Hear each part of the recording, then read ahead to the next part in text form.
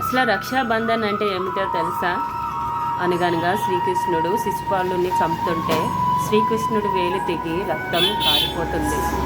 అప్పుడు ద్రౌపది ఏమీ ఆలోచించకుండా ఏం జరుగుతుందో అని పట్టించుకోకుండా పరిగెట్టుకొని వెళ్ళి శ్రీకృష్ణునికి చిన్న గుడ్డ పేలిక తన పైట నుంచి చింపి కట్టింది.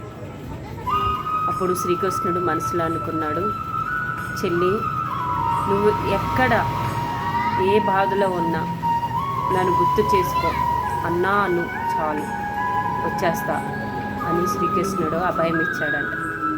మరి ద్రౌపదికి కౌరవ సభలో అగౌరవం జరుగుతున్నప్పుడు, ద్రౌపది వస్త్రాభరణ జరుగుతున్నప్పుడు శ్రీకృష్ణ అన్నా అనగానే అనేకమైన చీరలు పంపి తన గౌరవాన్ని కాపాడ్డాడు. అప్పుడు ఎప్పుడో చిన్న గుడ్డ పేలిక కట్టినందుకు శ్రీకృష్ణుడు ఆపదలో ఉన్న ద్రౌపదికి అనేకమైన చీరలు, లెక్కలేని చీరలు పంపించి నిండు సభలో ద్రౌపది గౌరవాన్ని కాపాడ్డాడు. అది రక్షాబంధన్.